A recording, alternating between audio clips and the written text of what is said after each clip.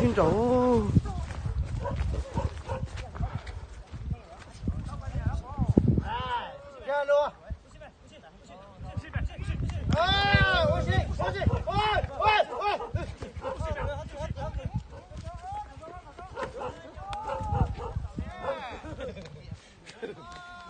Sao kia thì họ.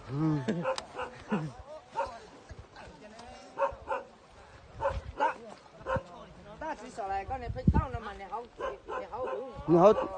họ chỉ chân một số.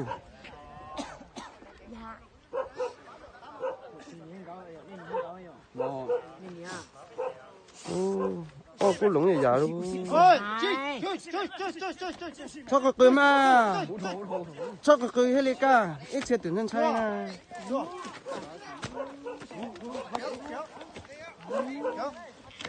Nụ, tới chết chết rồi. Giờ khởi chết khởi tôi sẽ tiền này.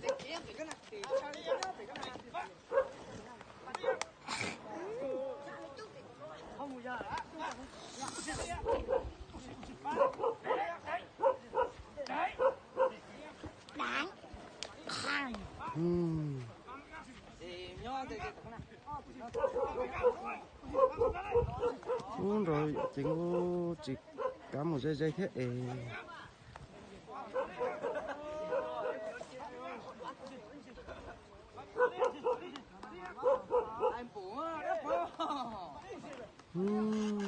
Chỉ xin rồi thấy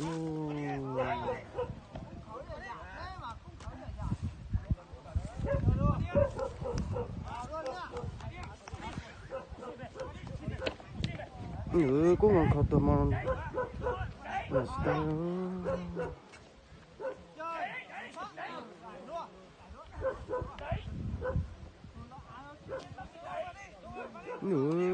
Con trai thì mình đâu sát tiền luôn.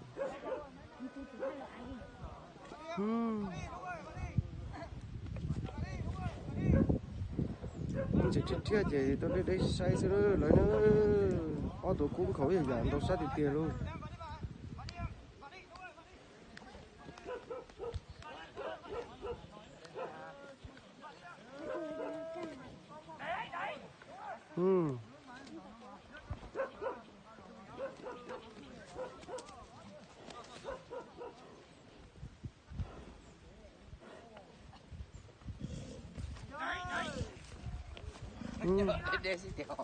Nhớ để đây xíu. Nó phải có thấy luôn ấy chứ? Hả? Phải có thấy luôn ấy. Lúc gần từ lúc nào? Ủa luôn mà. Cũng không đâu xa rồi. Chạy, không. Lê chê. Chim dây lỡ tìm bót tới rồi. Nó chỉ thì này cũng không tìm đâu xa xa rồi.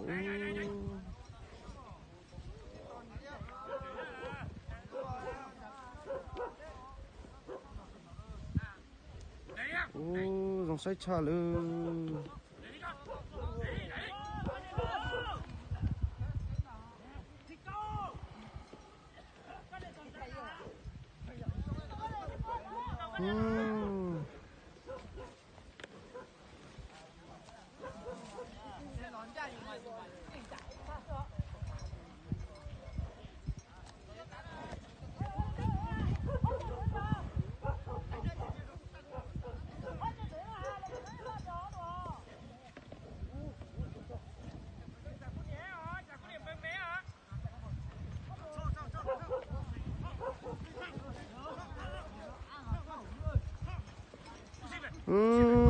Sao nó cũng không ăn đồ sách cha.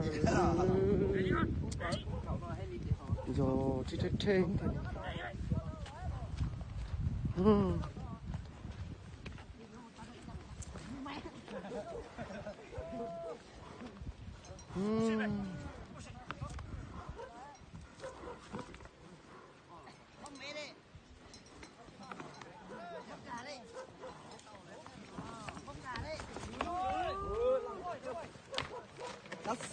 Lướt gì à? Bạn nó lướt gì à? Đồ sát sao cũng không.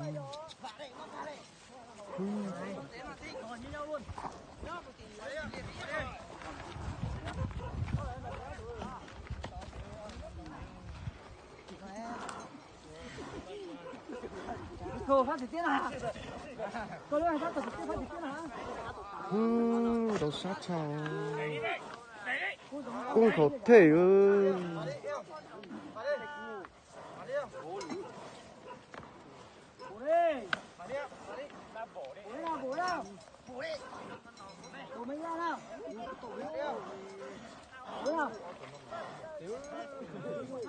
Nó cũng có thể nó sát thiếu chỉ trên cái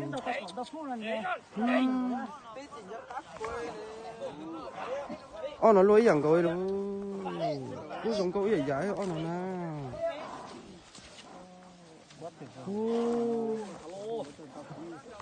nó tự lôi dạng câu thế nó nhồi giả số khẩn câu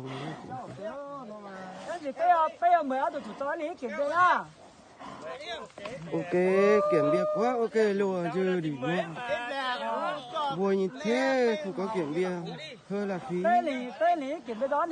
ok đấy Ôi, bố nào? Ồ, sự kiệt, cực kỳ kiệt.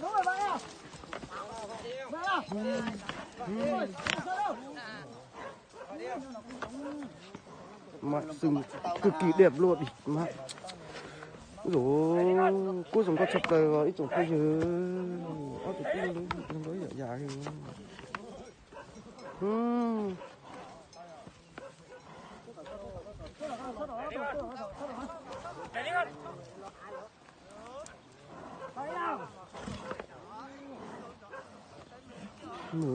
Đòn tay thể lò xa khô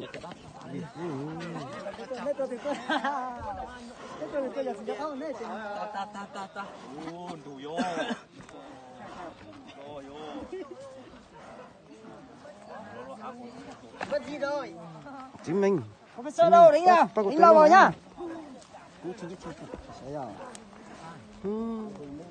một kiện dây đất đá nào cái ly trong trong ấy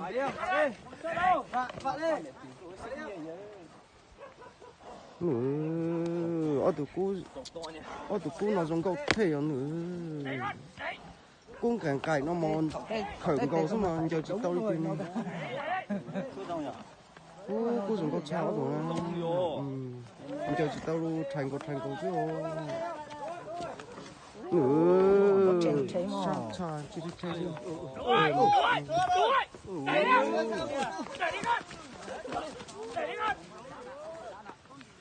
chết thiên liềuเลย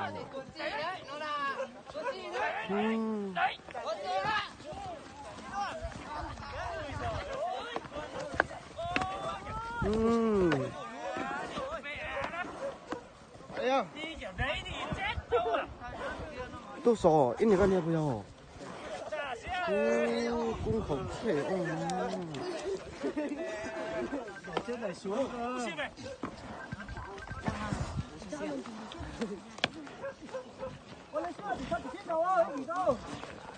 Ui, điền đồng mạnh nhiều. Quá đã cơ hai con này nga cơ luôn, nga sức luôn.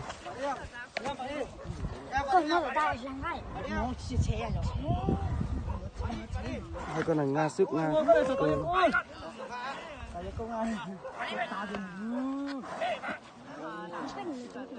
Tá phút rồi, hơi bị lâu rồi.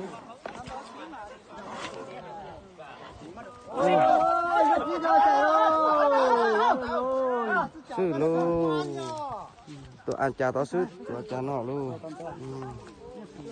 Rồi tới theo chốt phun còn.